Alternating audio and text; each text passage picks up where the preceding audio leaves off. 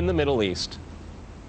Well, I'm going to make this interesting and disagree with everyone. Okay. I do not accept the premise, which probably isn't too much of a surprise, but nonetheless, I reject the premise that the whole point of the so-called war on terror or investing in the Mujahideen was to somehow fight terrorism or to make a better world. I would argue that if you really want to know what's happening with Middle Eastern policy, then you must read Oded Yanan's Strategy for Israel in the 1980s. Now, in that document, which is pretty much being played out to a T right now and has been for many years, there were serious objectives for Israel. And Israel's main objectives were to expand and grow in line with the Greater Israel Project. And in order for it to do that, there would need to be an excuse to justify the expansion of Israel. And in order to do that, we would have to sow the seeds of sectarian hatred and violence in the region. The #1 target of this plan was Iraq. We've achieved that. That's not a failure. That's actually a success. Iraq is a failed state largely. It is an absolute basket case. Sectarian hatred is absolutely insane. We see the beheadings and all of this madness, and we think it's a disaster. No, it's not at all. In fact, it's all part of the plan to break up Iraq into 3 different states. When we look at Syria, we also find that the goal is once again the same thing: sow the seeds of sectarian hatred and basically turn that nation into a basket case. This is happening according to plan as well. Now, ISIS, funny enough, could stand for the Israeli Secret Intelligence Service. Many people are seeing the very big benefits to the state of Israel, the so-called Jewish state of Israel, by the breakup and the balkanization of the surrounding states. So actually, if you believe what's being told to you, and I just don't know why anyone would believe anything that comes out of the mouth of virtually any Western leader, whether it be Obama or Bush or any of the rest of them, all of these people are nothing but patent liars. There is absolute continuity between the policies of Iraq and breaking it up and breaking up Syria as well. It is beyond naive to suggest that the U.S. doesn't have its fingerprints all over ISIS. In fact, tell me this: why has ISIS never once, or al-Nusra Front or al-Qaeda, not once have they attacked Israel? In fact, ISIS militants are getting medical attention in the Golan Heights and in Israel itself. What does that tell you?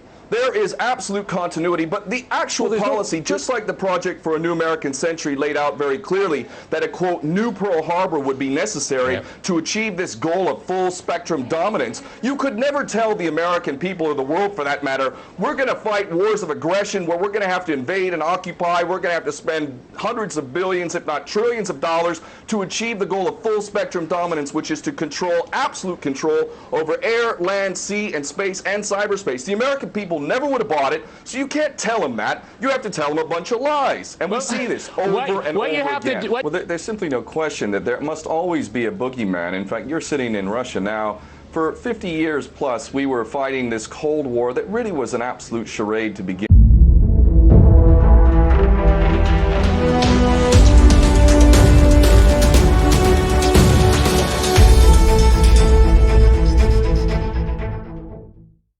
There never really was a threat of a Soviet invasion, and for decades we spent insane amounts of money developing nuclear weapons to the point of really completely, totally collective insanity. And here we sit today in a world that threatens a third world war with a policy that is clearly intended to totally destroy Syria. Let's see what happens.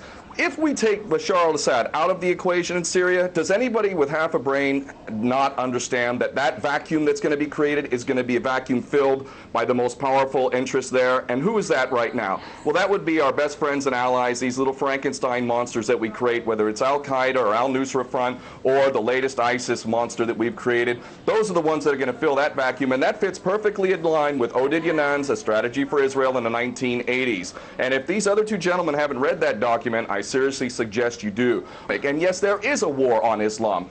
Islam is very understood by many Muslims around the world to be absolutely 100% forbidden for you to forcibly convert somebody to Islam or kill them.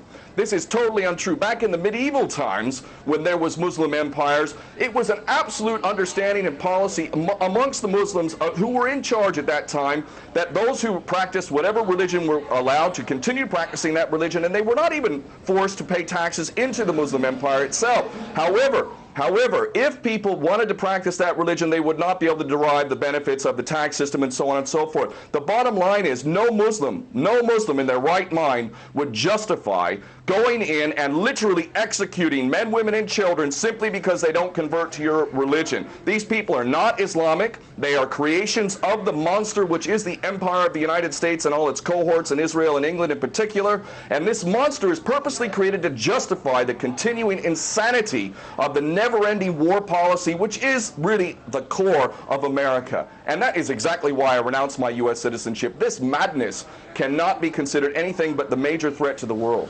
Well, there are very obvious solutions. One is to arrest the traitors in the U.S. Congress and White House who have sworn to uphold the U.S. Constitution, and somehow the American people have sat by while the president has afforded himself the power to execute anyone, anywhere, anytime, for any American citizen to be detained without any due process of law, no representation, incognito, and theoretically he could be condemned to death by a military tribunal in secret and executed. All of this operating under supposedly the United States Constitution. So all of these traitors need to be arrested, first and foremost. When Netanyahu came to the Congress a couple years back, he received 29 standing ovations by these cowardly chicken hawk traitors. So the American patriots need to stand up and grab a pair and ultimately have some integrity and get rid of these traitors. Secondly, cut off all funding to Israel. Israel is a pariah state, a criminal state. It is committing active policies of genocide by the legal definition of the word according to Black's Law Dictionary. That country needs to be cut off right now.